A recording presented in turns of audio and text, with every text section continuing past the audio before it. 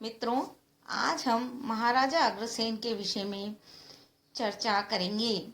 महाराजा अग्रसेन के विषय में महर्षि जैमिनीकृत जय भारत ग्रंथ के भविष्य पर्व के अंतर्गत अग्रोपाख्यान नामक मूल ग्रंथ प्राप्त होता है, जिसमें उनका संपूर्ण जीवन व्रत सविस्तार वर्णित किया गया है। हम इस विषय पर चर्चा को आगे बढ़ाएं इसके पूर्व आप इस लिंक को सब्सक्राइब कर घंटी बजा लीजिए। महाराजा अग्रसेन के विषय में उनका जीवन व्रत लोगों को कम पता है और उसी को हम यहाँ पर जन जन तक पहुँचाना चाहते हैं। महाराजा अग्रसेन का जन्म इक्ष्वाकु वंश में, जिसे हम सूर्यकुल के नाम से भी जानते हैं, प्रतापपुर के महाराजा श्री वल्लभ सेन की रानी भगवती के गर्भ से अश्विन मास शुक्ल पक्ष की प्रथमा तिथि रविवार को मध्य काल में विक्रम संवत से 3065 वर्ष 6 माह पूर्व, लगभग आज से 5144 वर्ष पूर्व द्वापर युग में हुआ था। कुंडली गणना से शस्त्र शास्त्रों से भी आगे जाने वाले भाग्यशाली के रूप में इन्हें जानकर इनका नाम रखा गया अग्रसेन। कुशाग्र बुद्धि बालक अग्रसेन महर्षि तांड्य से वेद शास्त्रों, संहार विधि सहित संपूर्ण शस्त्र शास्त्रों के रहस्यमय ज्ञान में पारंगत हुए थे। दोस्तों, महाभारत के युद्ध में पांडवों की ओर से लड़ते हुए 10वें दिन जब भीष्म पितामह के बाणों से घायल इनके पिता वल्लभ सेन ने वीर गति प्राप्त की, तब कुमार अग्रसेन ने मात्र 16 वर्ष की अल्प अवस्था में युद्ध में भाग लेते हुए अपने पराक्रम से रणभूमि में भयंकर रूप उपस्थित कर सभी को चमत्कृत कर दिया था और यह महाभारत के युद्ध के अंतिम दिन तक लगातार उस युद्ध में हिस्सा लेते रहे। मित्रों, प्रतापपुर लौटने पर राज परिवार द्वारा उन्हें पिता का उत्तराधिकारी बनाया गया, जिससे असंतुष्ट इनके चाचा कुंदन सेन एवं उनके पुत्र वज्रसेन द्वारा इन्हें सोते हुए धोखे से बंदी बना लिया जाता है। परंतु अपने दादा वृहस्सेन के प्रिय मित्र व सहपाठी, जो उस समय कारागार आमत्य के पद पर थे, के प्रयास से गुप्त सुरंग के रास्ते अग्रसेन जी बाहर निकाल दिए जाते हैं, जहां से अग्रसेन बालुका वन में महर्षि गर्ग से मार्गदर्शन प्राप्त करते हैं और आश्रम की मिट्टी से भगवान विष्णु प्रिया महालक्ष्मी की प्रतिमा निर्मित कर और मंत्रोक्त विधि से स्थापित कर अश्विन मास के शुक्ल पक्ष की दशमी तिथि, जिसे हम विजयदशमी के रूप में जानते हैं, से अपनी तपस्या प्रारंभ करते हैं और 1100 दिवस तक कठोर तप करते हुए एकाग्र चित्त एक पांव पर खड़े रहकर लक्ष्मी का हृदय में ध्यान करते हुए अहंकार शून्य मौन व्रत समाधि स्तुति व ध्यान में लीन रहे। तब जगत जननी महालक्ष्मी ने प्रसन्न होकर इन्हें दर्शन दिया। उनके जिस स्वरूप का वर्णन कथा में मिलता है वह है पद्मासन रूप में पीतांबर धारण किए हुए, शंख चक्र गदा संयुक्त साक्षात दर्शन देकर वर मांगने के लिए माता लक्ष्मी इन्हें कहती है।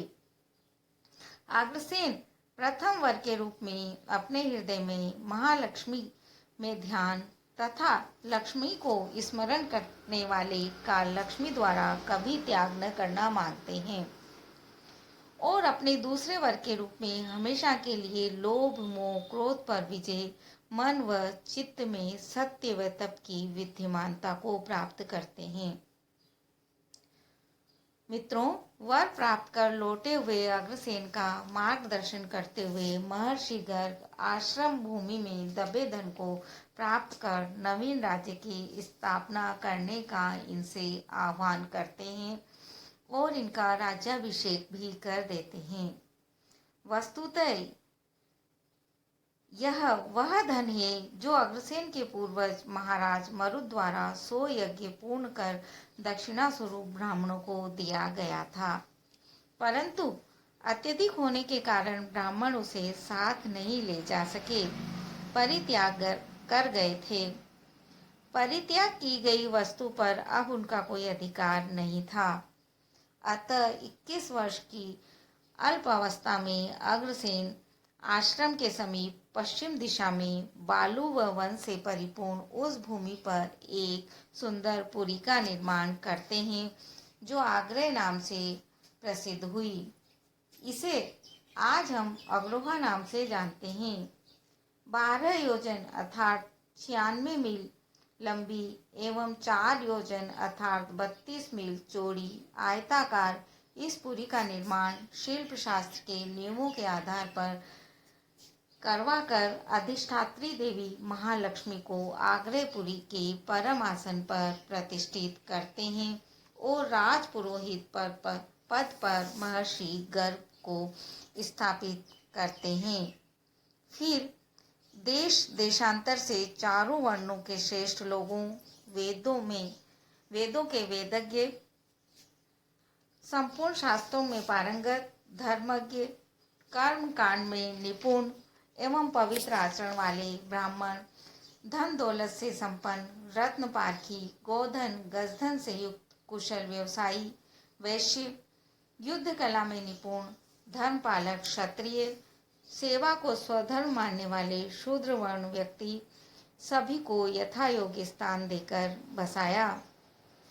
दोस्तों, पुनः गर्ग के निर्देशानुसार ग्रस्त धर्म पालन करने हेतु नागलोक में नागराज महीधर की पुरी मणिधर जाकर महीधर की कन्या राजकुमारी माधवी जी से विवाह करते हैं। नागलोक के 7 लोक तल, अतल, वितल, सुतल, तलातल, जिसे महातल भी कहते हैं, रसातल और पाताल, वर्तमान भारतवर्ष के पूर्वांचल स्थित पर्वतीय प्रदेश असम, मेघालय, मणिपुर, त्रिपुरा, मिजोरम, नागालैंड, अरुणाचल प्रदेश हैं। वर्तमान समय में टूरिस्ट इंडिया रोड एटलस में इन 7 प्रदेशों को 7 बहनों के नाम से दर्शाया गया है। नागराज महीधर इस अवसर पर अपने 7 लोकों में से उत्तम तल लोक अग्रसेन को अर्पित कर अग्रतल नाम से संबोधित करते हैं, जो वर्तमान में पूर्वांचल में त्रिपुरा की राजधानी अगरतला है। मित्रों, माधवी से विवाह होने से देवराज इंद्र कुपित हो आग्रेपुरी में वर्षा बंद कर देते हैं। तब प्रजा की रक्षा हेतु अग्रसेन संचित अन्न के भंडार जनता के लिए खोल देते हैं।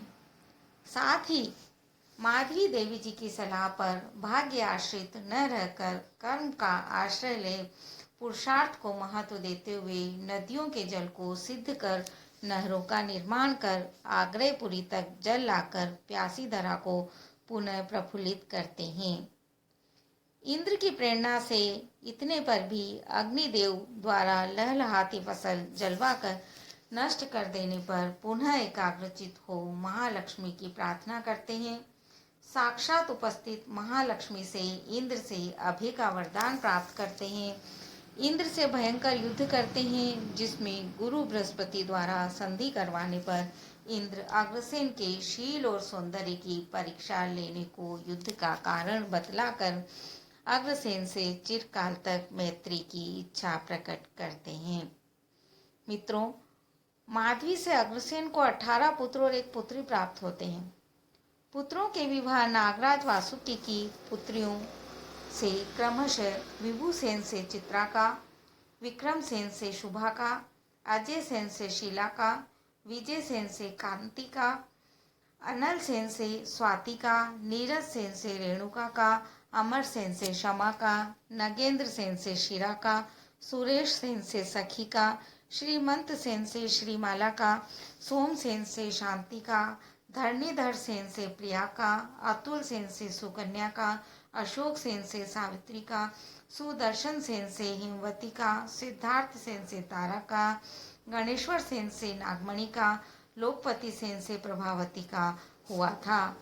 पुत्री ईश्वरी का विवाह परम धार्मिक काशीराज के पुत्र राजा महेश के संग हुआ, जो बाद में मोक्ष धर्म में स्थापित होकर ब्रह्म स्वरूप महामुनि के रूप में प्रसिद्ध हुए।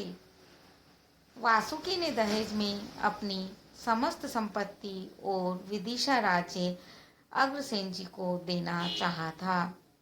तब अग्रसेन जी ने यह कहकर उन्हें रोक दिया था, मैं ब्राह्मण नहीं हूँ, मैं तो राजा हूँ और राजा का धर्म पोषण करना होता है, शोषण करना नहीं।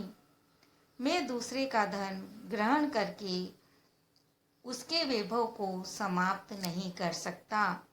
इस तरह उन्होंने दहेज की प्रथा को समाप्त करने का प्रयास किया था। इनके चरित्र के विषय में हम आगे अगले वीडियो में अपनी बात पूर्ण करने का प्रयास करें।